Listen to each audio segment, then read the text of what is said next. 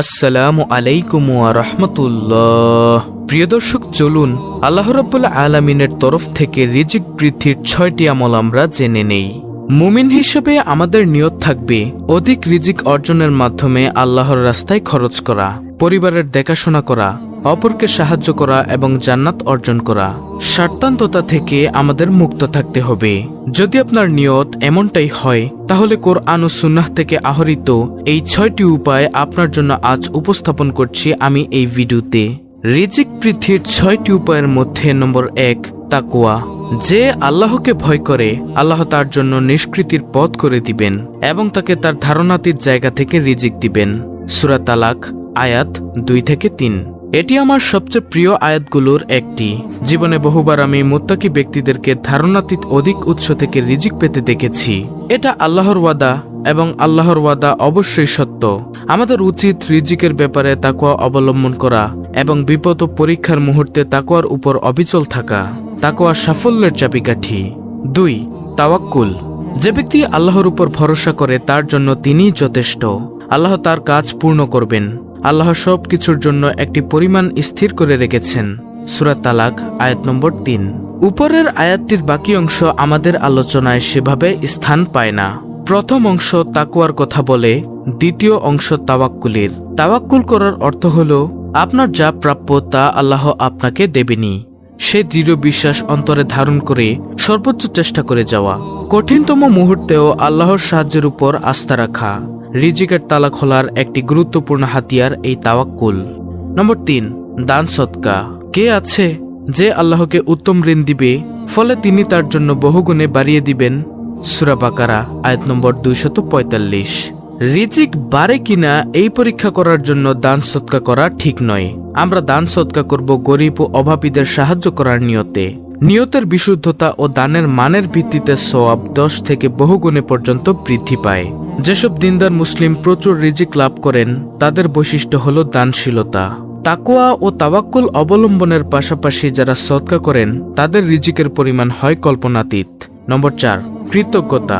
আর যখন তোমাদের রব ঘোষণা দিলেন, যদি তোমরা শুকরিয়া আদায় করো তবে আমি অবশ্যই তোমাদের বাড়িয়ে দিব, আর যদি তোমরা অকৃতজ্ঞ হও নিশ্চয়ই আমার আযাব বড় কঠিন। সূরা ইব্রাহিম আয়াত নম্বর 7।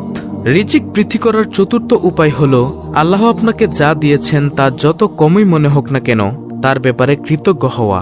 সাধারণ নিয়ম হল শুকরিয়া আদায় করলে বৃদ্ধি পায় আর অভিযোগ করলে হ্রাস পায়। আল্লাহ আপনাকে যা যা দিয়েছেন তার দিকে তাকান আর প্রতিটা জিনিসের জন্য কৃতজ্ঞ হন। কৃতজ্ঞতাকে আপনার জীবনের অংশ বানিয়ে নিন। 5 নম্বর আমলটি হল ইস্তেগফার তথা ক্ষমা প্রার্থনা। অতঃপর বলছি, তোমরা তোমাদের পালনকর্তার ক্ষমা প্রার্থনা করো। তিনি অত্যন্ত ক্ষমাশীল। তিনি তোমাদের উপর অজস্র বৃষ্টি দ্বারা ছেড়ে দিবেন, তোমাদের ধনসম্পদ ও সন্তান সন্ততি বাড়িয়ে দিবেন, তোমাদের জন্য উদ্যান স্থাপন করবেন এবং তোমাদের জন্য নদীনালা প্রবাহিত করবেন। সূরা নূহ আয়াত 10-12। প্রিয় দর্শক, এই অংশটি নেওয়া হয়েছে কওমের প্রতি নূহ আলাইহিস সালামের উপদেশ থেকে। তিনি তাদের তওবা ইস্তেগফার করতে বলেছেন যাতে তাদের রিজিক বৃদ্ধি পায়। আয়াতগুলোতে বৃষ্টি, ধন সম্পদ, সন্তান সন্ততি, উদ্যান ও নদীকে রিজিক বলা হয়েছে। আমরা প্রতিদিনই গুনাহ করি, তাই প্রত্যহ অজস্রবার আল্লাহর নিকট ক্ষমা চাওয়া উচিত। ইস্তেগফারের ফলে রিজিকে বারাকাহ আসে। রিজিক বৃদ্ধির 6 নম্বর আমলটি হল পারিবারিক বন্ধন দৃঢ় করা। রাসূলুল্লাহ সাল্লাল্লাহু আলাইহি ওয়াসাল্লাম বলেছেন, যে কামনা করে যে তার রিজিক বৃদ্ধি পাক এবং জীবন দীর্ঘায়িত হোক, সে যেন আত্মীয়তার বন্ধন রক্ষা করে। সহিহ বুখারী শরীফের হাদিস। সর্বশেষ ধাপ হল পারিবারিক বন্ধন রক্ষা করা।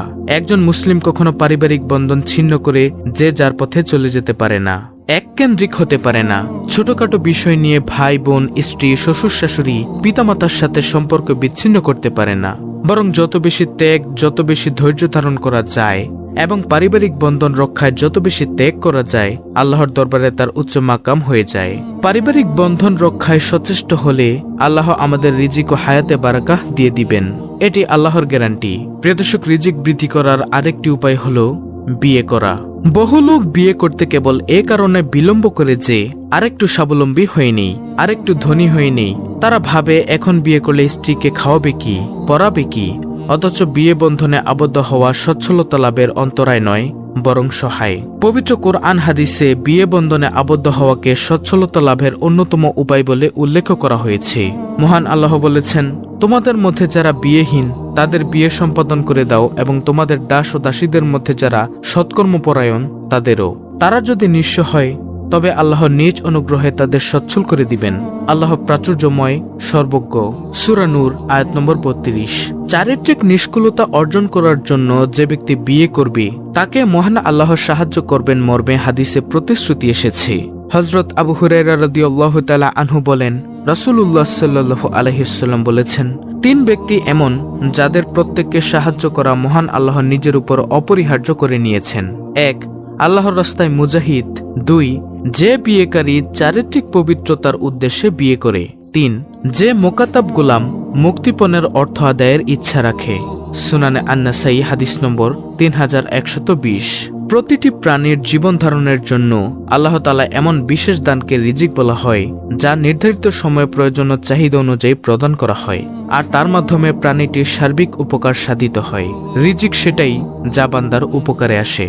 উপকারে আসার বিষয়টিও ব্যাপক, ইহকাল ও পরকাল তার মধ্যে অন্তর্ভুক্ত। জীবিকার পিছনে কম বেশি সবাই দৌড়ায়। জীবনের জন্য রিজিক, সেই রিজিকের সন্ধানে অনেকের জীবন পর্যন্ত চলে যায়। কেউ হাড়ভাঙ্গা পরিশ্রম করে সামান্য অর্জন করে, আবার কেউ উত্তরাধিকার সূত্রে পাওয়া সম্পদ বসে বসে খায়। এটাই দুনিয়ার রীতি। নবী করিম সাল্লাল্লাহু আলাইহি ওয়াসাল্লাম ইরশাদ করেছেন, হে মানুষ, তোমরা আল্লাহকে ভয় করো, ধনসম্পদ সংগ্রহে উত্তম পন্থা অবলম্বন করো, কেননা কেউ তার রিজিক পরিপূর্ণ না করে মৃত্যুবরণ করবে না, যদিও তা অর্জনে বিলম্ব হোক না কেন। সুনানে ইবনে মাজাহ। রিজিকে বরকত আসার জন্য আল্লাহর উপর ঈমান ও তাকওয়া অবলম্বন অত্যন্ত জরুরি। যে বান্দা এই দুটি জিনিস অর্জন করতে পারবে না, তার রিজিকে সংকীর্ণতা নেমে আসবে। রিজিকে বরকত না হওয়ার আরেকটি অন্যতম কারণ হলো গুনাহ। গুনাহ ঈমানকে ক্ষতিগ্রস্ত করে, ফলে এটিও রিজিকের বরকত কমে যাওয়ার অন্যতম কারণ। কখনো কখনো মুমিন বান্দার দুনিয়ায় এই শাস্তি ভোগ করতে হয়, যার ফলে তার বিপদাপদ, অভাব অনটন, অসুস্থতা ইত্যাদি চেপে বসতে পারে। শেষ কথা বলা যায়, প্রিয় দর্শক, আপনি মনে রাখবেন যে দুনিয়া হলো আসল গন্তব্যে পৌঁছানোর মাধ্যম মাত্র। আল্লাহর সন্তুষ্টি আসল কথা। রিজিক বেশি পেয়ে কোনো লাভ হবে না যদি তা আল্লাহর সন্তুষ্টির জন্য খরচ না করা হয়। স্মরণ রাখতে হবে যে অধিক রিজিকের সাথে আসে অধিক জবাবদিহিতা।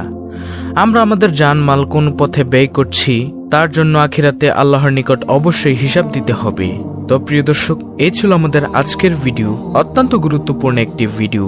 আল্লাহ রাব্বুল আলামিন আমাদের সবাইকে সরল সঠিক পথে পরিচালিত করুন। আমিন।